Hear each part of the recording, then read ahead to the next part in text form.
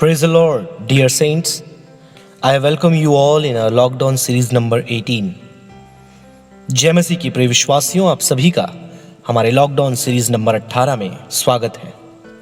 और जैसा कि विषय आपने टाइटल में देखा ही होगा, 12 यूनिकनेस ऑफ बाइबल, बाइबल की 12 अनोखी बातें।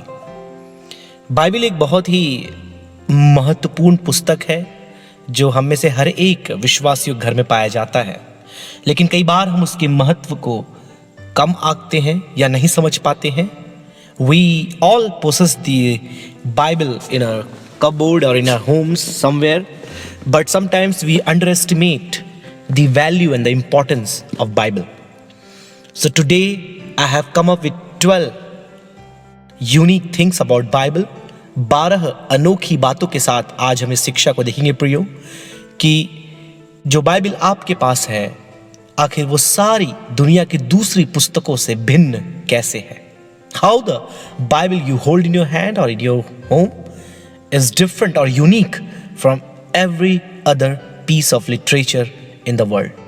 इससे पहले कि मैं आपको अनोखी बातों में लेकर के जाऊं, मैं आपको बताना चाहूंगा कि जो दुनिया भर के महान व्यक्तित्व थे, लोग थे, चाहे वो किसी देश के राष्ट्रपति हो, प्रधानमंत्री हो, कोई विद्वान हो, कोई वैज्ञानिक हो, उन्होंने बाइबल के बारे में क्या बोला है। What all the scholars, presidents, ministers, scientists of the world have said about Bible. So there are a few quotes on your screen. You can see. I will read it out loud, and then I will try to translate them in English to Hindi. So it will be better for people to understand. So very first quote you see from the father of our nation, India, Mahatma Gandhi. He says, "You Christians look after a document containing enough dynamite to blow all civilization to pieces, turn the world upside down and bring peace to the battle-torn planet, but you treat it as though it is nothing more than a piece of literature." Mahatma Gandhi मेरे प्रियो ये बोलते हैं Bible के बारे में कि मसीहियों, तुम्हारे पास एक ऐसी पुस्तक है जो मानो एक डायनामाइट, एक बम के समान है, जिसे यदि फोड़ दिया जाए तो पूरा जो लोगों का जनसमूह या एक पूरा जो देश है वह उलट पुलट हो सकता है। इस दुख से भरे हुए दुनिया में शांति आ सकती है। इस जो पूरे ग्रह में आप देखते हैं जहां पर सब कुछ अस्त व्यस्त पाया जाता है, एक व्यवस्था आ सकती है, लेकिन तुम मसीही लोग उसको एक मामूली पुस्तक के समान समझते हो। ये महात्मा गांधी के शब्द थे। These were the words of great countryman Mahatma Gandhi. Then you have next name Billy Sunday. The reason you don't like the Bible, you old sinner, is because it knows all about you. वो कहते हैं कि तुम Bible क्यों पसंद नहीं करते, क्योंकि वह तुम्हारे पाप के बारे में जानता है, तुम्हारे बारे में सब कुछ वो जानता है। एब्राहम लिंकन जो अमेरिका के प्रेसिडेंट थे, the president of America, but for this book We could not know right from wrong. अगर ये पुस्तक नहीं होती तो हम सही और गलत का फर्क नहीं बता पाते। He says further, I believe the Bible is the best gift of God has ever given to man. All the good from the Savior of the world is communicated to us through this book. वो कहते हैं Bible के विषय में कि सबसे उत्तम वरदान जो परमेश्वर ने मनुष्य को दिया है वह है बाइबल, क्योंकि उस बाइबल में ही हम एक उद्धारक के बारे में जानते हैं जिसके विषय में सारी बातें इस पुस्तक में लिख दी गई है। Augustine of Hippo, the holy scriptures are our letters from home. परमेश्वर का वचन घर से हमारे लिखा हुआ एक पत्र है।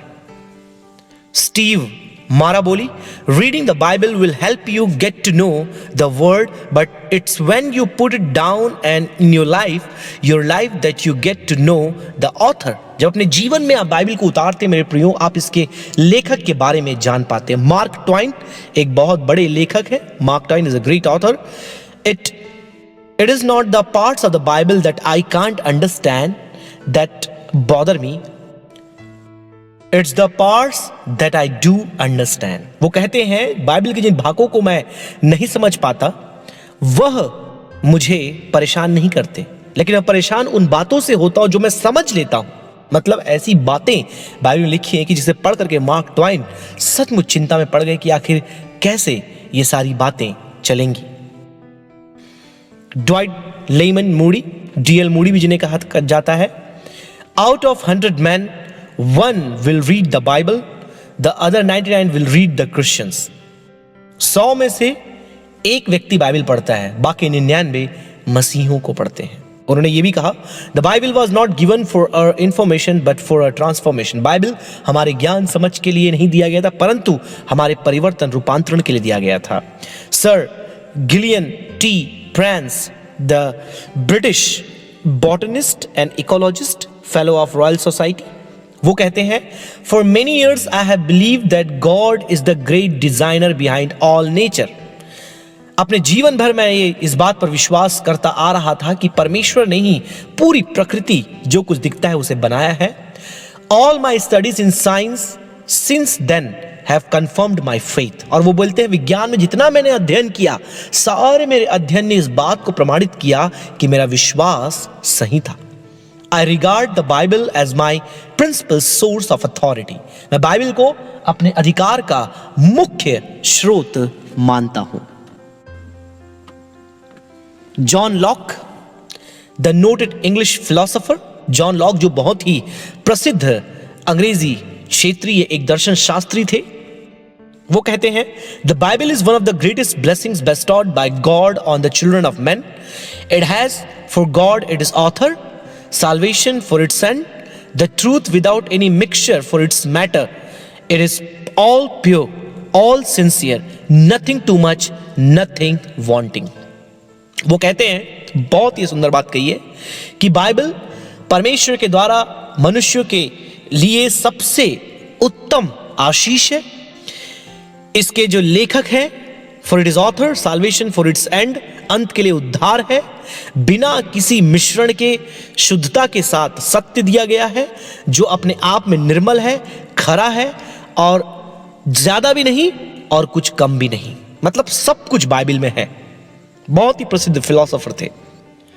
डैनियल वेबस्टर जो American statesman and political leader थे, उन्होंने ऐसा कहा, if we abide by the principles taught by the Bible our country will go on prospering. यदि जो नियम, कायदे, कानून, सिद्धांत बाइबल हमें सिखाती है उसे हम मानने लगे, हमारा देश उन्नति से उन्नति की ओर जाएगा।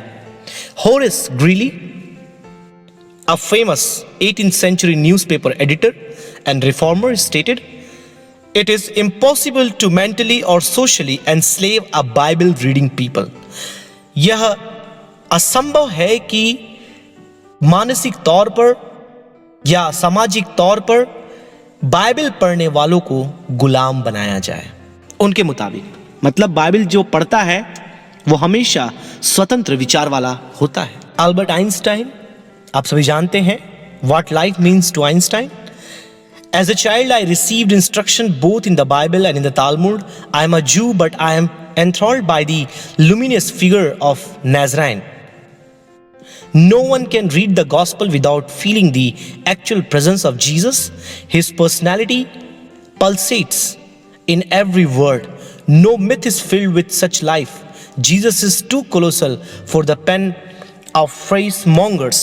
However artful, no man can dispose of Christianity without a bone mote।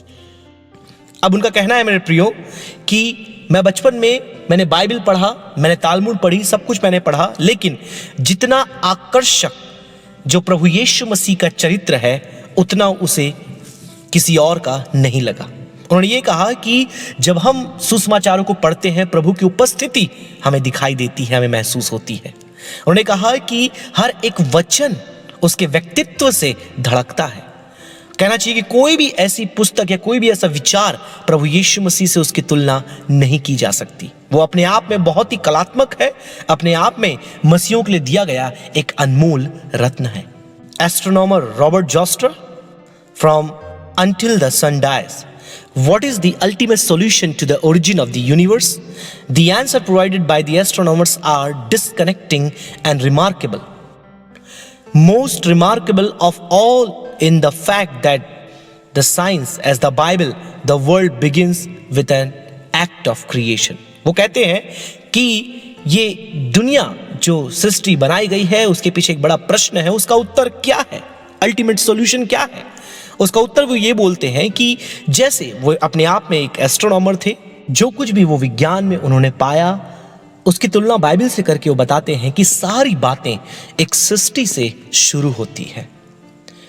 Werner Gitt, director and professor at the German federal institute of physics and technology, Germany, वो ये मानते हैं, we then examine a particular coding system in DNA and discover that UI, universal information, is conveyed within the genes using the DNA evidence and scientific law governing UI as premises. We are able to develop sound logical deduction. This leads us to the following conclusion: the God of the Bible exists and he is responsible for originating and embedding universal information into biological life. Werner Gitt, वो उनका मानना ये है मेरे प्रियो, जो कि director और प्रोफेसर है, कि डीएनए में जो कुछ भी बातें वो पाए जाते हैं, पिछले वीडियो में हमने डील किया था इस बात को, वो सारी बातें इस ओर इंगित करती है कि जो परमेश्वर है बाइबल का वो सच्चा है और उसने सृष्टि करके सारी बातें जो डीएनए में इंफॉर्मेशन, सूचनाएं हैं, उसने डाली है। फिर आप पढ़ेंगे ये हिस्ट्री एक्स्ट्रा जो टाइम मैगजीन 2007 में ये बात आई थी। आपको पता टाइम जो मैगजीन है वो बहुत फेमस है। In the year 2007 it was written, has asserted that Bible has done more to shape literature, history, entertainment and culture than any book ever written. वो कहते हैं कि जितनी पुस्तकें लिखी गई उन सब में सबसे ज्यादा जो प्रभाव है वो बाइबल ने डाला है। किन बातों पर? लिटरेचर, साहित्य पर, हिस्ट्री, इतिहास पर, एंटरटेनमेंट, मनोरंजन पर, कल्चर, संस्कृति पर। तो इन बातों पर तमाम की दुनिया की पुस्तकों में सबसे ज्यादा प्रभाव डालने वाली पुस्तक बाइबल है। सर फ्रांसिस बेकन, इनके बारे में हमने पिछले वीडियो में भी सुना था। Known as the father of the scientific method, wrote, there are two books laid before us to study to prevent our falling into error. First, the volume of scripture which reveal the will of God, then the volume of the creation which expresses his power. तो दोनों बातें मेरे प्रियो, उन्होंने कहा दो पुस्तकें हमें दी गई है, एक तो परमेश्वर का वचन बाइबल और एक जो पूरी सृष्टि है वो भी एक बुक है उनके लिए। वो कहते हैं परमेश्वर का वचन हमें गिरने से संभाल कर रखता है, जो परमेश्वर की इच्छा को प्रकट करता है, और जो सृष्टि है उसके सामर्थ्य को प्रकट करती है। तो परमेश्वर का वचन परमेश्वर की इच्छा को प्रकट करता है, ये सृष्टि परमेश्वर के सामर्थ्य को प्रकट करती है। सर फ्रांसिस बेकन की तरह कहा गया है। अगला नाम है Ronald Reagan. Within the covers of the Bible are the answers for all the problems men face. Bible के अंदर जितने भी समस्याओं का सामना मनुष्य कर रहे हैं उनका उत्तर वहां लिखा है। एब्राहम लिंकन फिर से आए। Take all that you can of this book upon reason and the balance upon faith and you will live and die a happier man. वो कहते हैं कि जो कुछ इस पुस्तक में मतलब बाइबल में लिखा है उसे पढ़ें, विश्वास को संतुलित करें और आप एक खुशहाल व्यक्ति के समान मरेंगे। सर आइजैक न्यूटन, उन्होंने कहा I have a fundamental belief in the Bible as the word of God written by those who were inspired. I study Bible daily. Sir Isaac Newton को आप जानते हैं, जो एक बहुत ही प्रसिद्ध वैज्ञानिक थे। उनका मानना यह था कि बाइबल जो है वो परमेश्वर का वचन है और ये प्रेरित है परमेश्वर के द्वारा, और वो प्रतिदिन इस बाइबल को पढ़ते थे, प्रतिदिन। Sir Isaac Newton. Wernher von Braun, regarded as the father of American space program, जो अंतरिक्ष का जो भी प्रोजेक्ट था उसके ये फादर के रूप में जाने जाते थे। वो कहते हैं In this age of space flight, when we use the modern tools of science to advance into new region of human activity, the Bible, this grandiose steering history of the gradual revelation and unfolding of the moral law, remains in every way an up-to-date book. सोचिए, अंतरिक्ष में काम करने वाले मतलब काफी जिन्हें father of space programmes कहा जाता है, वो कहते हैं कि इस जगत में जहां हम अंतरिक्ष में यात्राएं करते हैं, सारे आधुनिक विज्ञान के यंत्रों का इस्तेमाल करते हैं, वो ये बताते कि बाइबल जो सबसे महान पुस्तक है आज भी समय संगत है। मतलब पुराना नहीं हुआ, प्राचीन नहीं हुआ, आउटडेटेड नहीं हुआ, लेकिन आज भी समय के हिसाब से उतना ही महत्वपूर्ण, उपयोगी और समय संगत है। विलियम ग्लैडस्टोन 19th सेंचुरी जो बहुत ही प्रसिद्ध ब्रिटिश प्राइम मिनिस्टर थे, I have known 95 of the world's great men in my time and of these 87 were followers of the Bible। वो बोलते हैं कि मैं अपने जीवन काल में 95 अपने समय के महान लोगों को जानता हूं, और उसमें से जो 87 लोग हैं वो बाइबल को मानने वाले हैं, बाइबल का अनुकरण करने वाले हैं।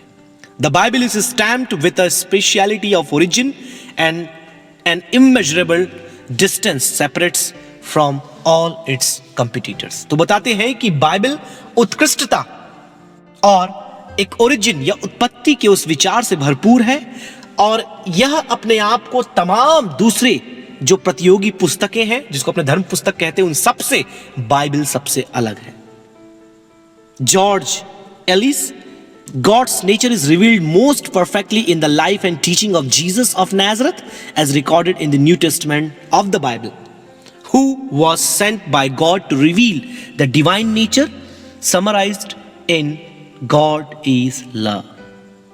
उनका मानना है मेरे प्रियो, जॉर्ज एलिस का, जो एस्ट्रोफिजिस्ट थे, who is a collaborator on an Hawking-Penrose singularity theorem, बताते हैं कि परमेश्वर का जो स्वभाव है वह यीशु मसीह की शिक्षाओं में प्रकाशित होता है, जो नए नियम में लिखा गया है, जो बाइबल का एक भाग है, जिसे परमेश्वर के द्वारा भेजा गया कि दैवीय जो स्वभाव है उसको प्रेम के द्वारा प्रकट करे।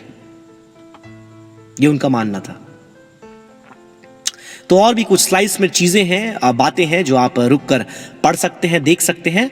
अब बिना समय गवाए हम अपने विषय में जाएंगे। पृष्ठभूमि देने के बाद एक बहुत ही इंटरेस्टिंग यहाँ पर टॉपिक आज का हमने चुना है। सबसे पहली बात, बाइबल यूनिक या अनूठा अपने आप में क्यों है? सबसे पहली बात मेरे प्रियो, बाइबल अपने आप में अनूठा और यूनिक या दूसरों से अलग क्यों है? Why Bible is unique? The very first thing, Bible is unique in its authorship। Bible अपने ग्रंथकारिता में सबसे अनूठा और सबसे अलग है। 40 लेखकों ने मिलकर के बाइबल को लिखा। Bible was authored by 40 authors, जो अपने पेशे में अलग थे, जो अपने समय काल में अलग थे, जो अपने पृष्ठभूमि में भी सबसे अलग थे। 40 लेखक। आपने कई धर्म पुस्तकों को पढ़ा होगा, एक व्यक्ति या दो व्यक्ति द्वारा पूरी धर्म पुस्तक लिखकर खत्म कर दी गई, तो उसमें संभावना ज्यादा होती है कि कितना यह सच है नहीं है इस बात को देख पाना। लेकिन बाइबल एक ऐसी पुस्तक है जिसमें 66 भाग पाए जाते हैं और 40 लेखकों के द्वारा लिखा गया है। मतलब विविधता लेखन कार्य में। उसके बाद वे सब, कोई राजा था, कोई संगीतकार था, कोई चरवाहा था, कोई मछली पकड़ने वाला था, कोई दर्शन शास्त्री था, कोई धर्म विज्ञानी था, कोई भविष्यद्वक्ता था, तो कोई ज्ञान का ज्ञाता था। इन अलग पृष्ठभूमियों में से some were philosophers, some were theologians, some were fishermen, some were kings, some were leaders, some were, the people who have written the Bible, they come from all sort of background, different, diverse from each other, and also their time is different in which they lived, because I will tell you further, the time span is very different when you look at the Bible। तो ये सारी बातें उनकी भिन्न थी, लेकिन उन सब ने मिल करके एक पुस्तक बाइबल को लिखा। उन सबका विचार एक था, सबकी सोच एक थी। भले उन्होंने अलग अलग समय में अपने जीवन का यापन किया हो, अलग अलग पृष्ठभूमि से वो आते हो, कोई अमीर था, कोई गरीब था, कोई मध्यम वर्गीय था, कोई महल में बैठ करके लिखा, किसी ने बंदीगृह में बैठकर उन्हें लिखा। तो Bible is unique in it's authorship. अगली बात आप देखते हैं प्रियो, Bible is unique in it's time span. Bible अपने समय काल में सबसे अनूठा और अलग है। कोई पुस्तक इसके समान नहीं है। इतने लंबे समय तक दुनिया की कोई पुस्तक नहीं लिखी गई। 600 साल में बाइबल कंप्लीट किया गया, 600 ईयर्स। इसकी शुरुआत लगभग 1400 से 1500 ईसा पूर्व हुई और जाकर यह 400 ईसा पूर्व में समाप्त हुई। मतलब लगभग आप देखिए, फिर नए नियम में जब आप आएंगे 40 ईसा बाद शुरू हुआ, लगभग 90 से 100 ईसा बाद ये समाप्त हुआ। तो कुल मिलाकर 1600 वर्ष के दौरान इस बाइबल को लिखा जा रहा था। 1600 वर्ष। जैसे मैंने आपको पहले बताया कि लेखक जो इसके थे अलग अलग समय पे जिए, अलग अलग पृष्ठभूमि से थे, अलग अलग स्थानों से थे, लेकिन सबने मिलकर के एक ही संदेश को दिया, एक ही मैसेज को दिया, एक ही परमेश्वर के बारे में बताया। ऐसी संभावना आपको दुनिया में कोई भी पुस्तक नहीं मिलेगी जो बाइबल के समान हो। अगली बात आप देखेंगे, Bible is unique in it's literary genre. लेखन शैली में बाइबल सबसे अलग है, सबसे अलग लेखन शैली। क्योंकि बाइबल एक ऐसी पुस्तक है जिसमें हिस्ट्री है, जिसमें लॉ है, जिसमें पोएट्री है, जिसमें पैराबल्स है, जिसमें बायोग्राफी है, जिसमें पर्सनल मेमोरायर्स है, इत्यादि कई बातें आपको इस बाइबल के अंदर मिलेगी। इतिहास की पुस्तक, व्यवस्था की पुस्तक, कविता, दृष्टांत, जीवनी इत्यादि, ये सारी बातें मेरे प्रियो you will see in the Bible. All sorts of genre, सारी प्रकार की लेखन शैली बाइबल में आप देख पाएंगे। इसलिए अभी मैंने कुछ मुख्य विद्वानों के द्वारा उनके कोट आपको दिए। इसलिए किसी ने कहा कि बाइबल का जितना प्रभाव साहित्य में या लिटरेचर में किसी पुस्तक ने नहीं डाला। Global literature, history of global literature. चौथी बात मेरे प्रियो, Bible is unique in it's locations. अपने लेखन के स्थान में बाइबल सबसे अनूठा और अलग है। 3 कॉन्टिनेंट्स, 3 महाद्वीपों मेरे प्रियो बाइबल को लिखा गया है। First is Africa, second is Asia, third is Europe. ये सारे स्थान, अफ्रीका, आसिया, यूरोप, इन स्थानों से बाइबल को लिखा गया। बाइबल को किसी एक स्थान पर एक कोने में बैठ करके सबके सब एक दिन में लिखकर खत्म नहीं कर दिए। अलग अलग महाद्वीपों से बाइबल को लिखा गया। From 3 different continents Bible was written. फिर आप आगे देखेंगे मेरे प्रियो, 5वीं बात, Bible is unique in its language. अपनी भाषा में बाइबल अनूठी है। क्यों? क्योंकि बाइबल को 3 भाषाओं में लिखा गया, इब्रानी में, अरामाइक में और ग्रीक में। 3 languages were used, Hebrew, Aramaic and Greek.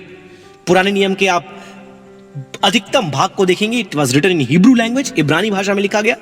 Few parts of the Old Testament written in Aramaic, and then you see the New Testament, entire New Testament was written in Koine Greek, यूनानी भाषा में इसे लिखा गया।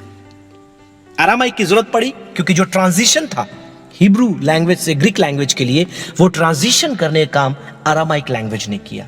दुनिया की कोई पुस्तक आपको नहीं मिलेगी प्रियो जो इतनी भाषाओं में लिखी गई हो, अनुवाद की गई, वो अलग है, वो नहीं बोल रहा, जो ये 3 भाषाओं में लिखी गई और इतने रिच इसका लैंग्वेज है जो यूज किया गया है। इसलिए मैंने प्रियो पहले भी आपको बताया कि साहित्य में बाइबल का बहुत ही बड़ा प्रभाव है। 6वीं बात, Bible is unique in its impact. Bible का प्रभाव बहुत ज्यादा है। Great impact in the western culture, constitution, science, literature, justice, values, innumerable life transforming testimonies. Bible के बारे में यदि आप सुने, बाइबल ने पश्चिमी संविधान पर प्रभाव डाला। बाइबल का बहुत बड़ा हाथ रहा है प्रियो पश्चिम देशों की स्थापना में, उनके संविधान में, उनकी सरकार में, उनके लीडरशिप में, नेतृत्वपन में, इनके रूपांतर। और उसके बाद आप देखते ना केवल इतना, लेकिन बाइबल का प्रभाव जीवन को रूपांतरण करने में बहुत ज्यादा रहा है। इतनी गवाहियां आप केवल गूगल पे या यूट्यूब पे जाकर आप क्लिक कर दें कि बाइबल के द्वारा कितने लोगों का जीवन बदला है। आपको मालूम चलेगा दुनिया के किसी भी धर्म में इतने लोग विश्वास में नहीं आते जितना बाइबल पढ़ के मसीहत में लोग आते हैं। ये एक बहुत बड़ी गवाही है। जो प्रभाव की हम बात करते हैं, बाइबल को पढ़ के जो जेल में जब बाइबल दिया जाता है मेरे प्रियो, करोड़ों करोड़ों गवाहियां हैं कि जो क्रिमिनल्स थे, जो मुजरिम थे, जिन्होंने हत्या किया था, लूट की थी, नाना प्रकार के जुर्मों को करके जब वो प्रिजन में गए, जब उन्होंने बाइबल को पढ़ा और जब वो बाहर आए, वो प्रभु की सेवा में लग गए, उसकी मिनिस्ट्री में वो लोग आ गए।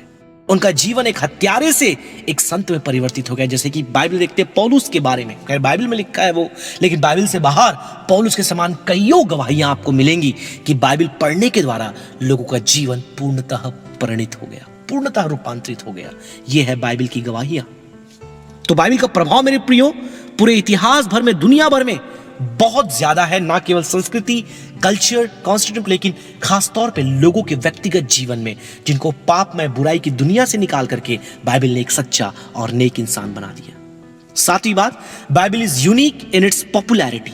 अपने प्रचलन में बाइबल बहुत ही ज्यादा अनूठा और यूनिक है। बाइबल दुनिया की सबसे ज्यादा प्रचलित पुस्तक है, सबसे ज्यादा छपने वाली पुस्तक है और सबसे पहले छपी पुस्तक है। It is the first printed book ever in the world. सन 1455 में गुटनबर्ग एक जगह का नाम है जो जर्मनी में पाया जाता है, जहां फर्स्ट प्रिंटिंग प्रेस की स्थापना की गई और सबसे पहली पुस्तक जिन्होंने छापी थी वो थी बाइबल। कोई और पुस्तक नहीं, सबसे पहली छपी हुई पुस्तक थी बाइबल। और इन्हें अब तक आप विश्वास नहीं करेंगे, दुनिया कोई पुस्तक इतने भाषाओं में अनुवाद नहीं की गई। 1700 भाषाओं में अनुवाद किया गया बाइबल को, 1700 भाषाओं में। अभी जब मैं आपसे बात कर रहा हूं और भी कुछ भाषाओं में इनका अनुवाद चल रहा है। कुछ ऐसी भाषाएं जो बहुत ही अंदरूनी है, बहुत ही आंतरिक है, internal languages, still the translation work is going on. It is most popular, first printed and translated into 1700 languages. और यू वर्जन, जो बाइबल का ऐप आप भी मोबाइल में यूज करते होंगे, you may also use Bible app, क्योंकि आजकल तो इलेक्ट्रॉनिक बाइबल का जमाना चल रहा है। 799 भाषाओं में इस यू वर्जन बाइबल का भी अनुवाद किया जा चुका है और 200 मिलियन टाइम्स इसको डाउनलोड भी किया जा चुका है, 200 मिलियन टाइम्स मोबाइल फोन्स में। तो आप देख सकते हैं, ना केवल हार्ड कॉपी लेकिन सॉफ्ट कॉपी दोनों ही बहुत ही ज्यादा प्रचलित है, क्योंकि लोग पढ़ रहे हैं इसलिए इसका अनुवाद हो रहा है, लोग पढ़ रहे हैं इसलिए ये बाइबल छप रही है और कई लोग आत्मिक रूप से इसका लाभ उठा रहे हैं। तो आप देख सकते हैं बाइबल की प्रचलन है, उसकी पॉपुलैरिटी। आठवीं बात, Bible is unique in its resilience. प्रत्यास्थी, बाइबल अपने प्रत्यास्थी में बहुत, अब रेसिलियंस का मतलब क्या होता है कि रेसिलियंस का मतलब ये किस चीज को आप दबाना चाहे, मिटाना चाहे, लेकिन वो वापस पलट कर आप पर आ जाए, वो फिर से उभर कर निकल जाए। जितना आप उसे आप छुपाने या काटने या मारने की कोशिश करो, वो वापस जीवित हो जाए, उसे कहते हैं रेसिलियंस, उसे कहते हैं प्रत्यास्थी। तो बाइबल दुनिया की सबसे ज्यादा जांची गई पुस्तक है, सबसे ज्यादा पढ़ी गई पुस्तक है, सबसे ज्यादा सताया गया पुस्तक है, एक ऐसी पुस्तक है जिस पर सबसे ज्यादा आक्रमण किया गया है। Bible is the most scrutinised, studied, persecuted and attacked book in the history. Bible को जितना मेरे प्रियो लोगों ने आलोचना किया है, दुनिया की कोई पुस्तक इतनी आलोचना नहीं की गई है। जितना अकेडमी में इसका स्टडी किया गया है, किसी और पुस्तक का नहीं किया गया है।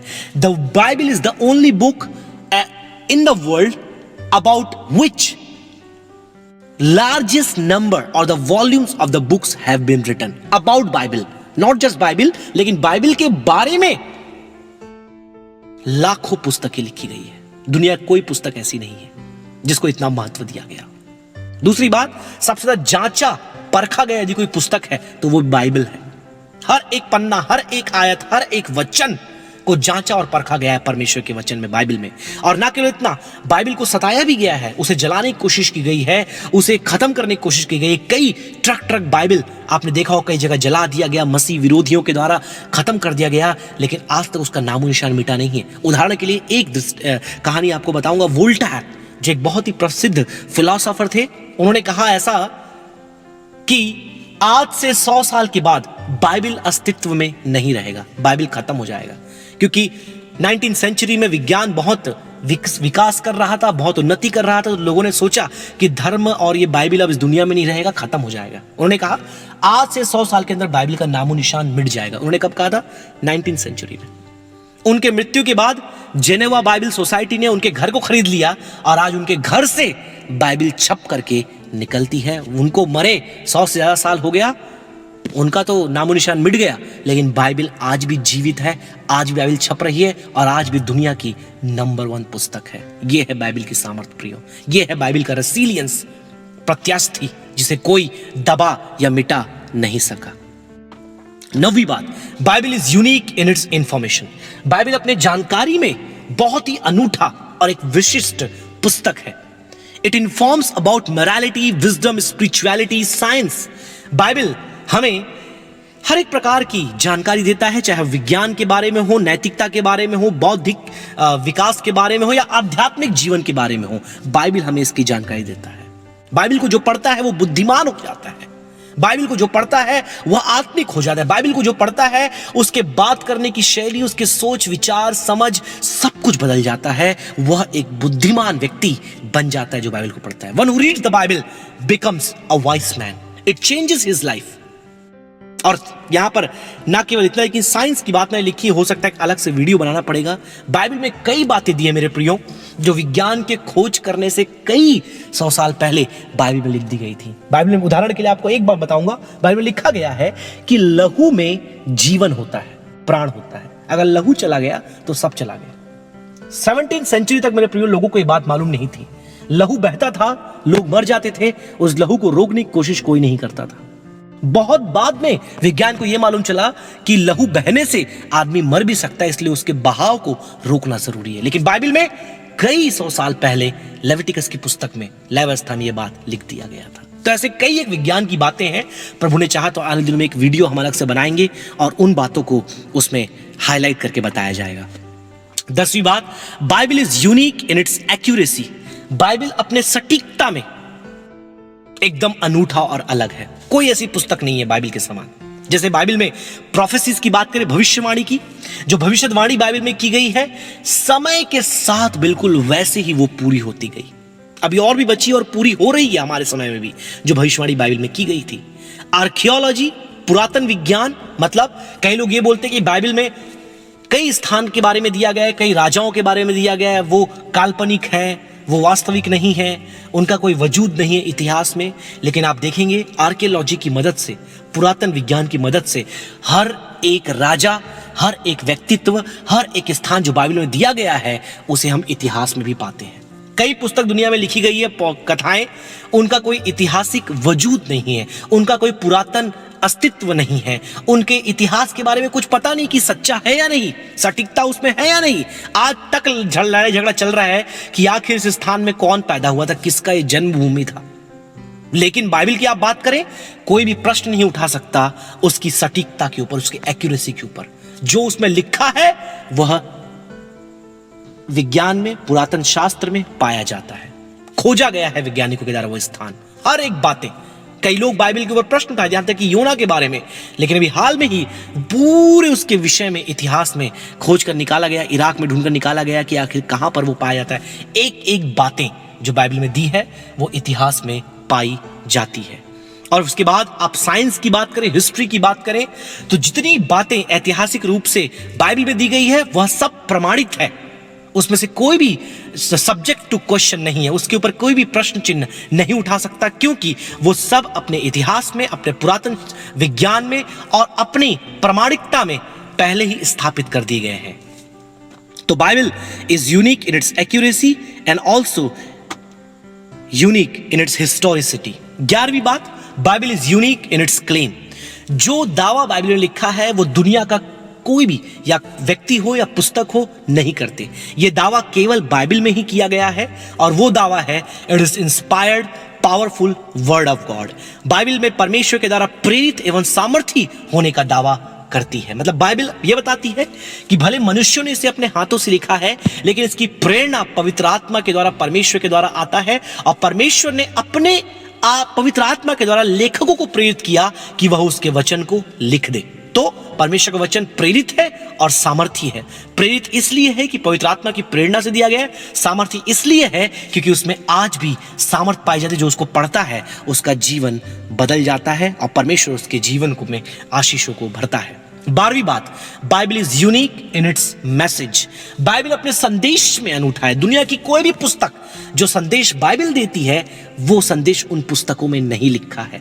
ज्ञान की बात होगी, नैतिकता की बात होगी, जीवन को बेहतर बनाने के बारे में कई पुस्तकों में लिखा होगा, लेकिन बाइबल में जो मैसेज दिया गया है, जो संदेश दिया गया है, वो दुनिया किसी बुक में आपको नहीं मिलेगा, क्योंकि it's a unity of message. मैंने आपको पहले बताया बाइबल 40 लेखकों के द्वारा 3 द्वीपों में 3 भाषाओं में 1600 साल के दौरान लिखा गया। लेकिन आपको जानकर ताज्जुब होगा, आश्चर्य होगा कि इसका सारे लेखकों ने एक ही मैसेज दिया, एक ही संदेश दिया।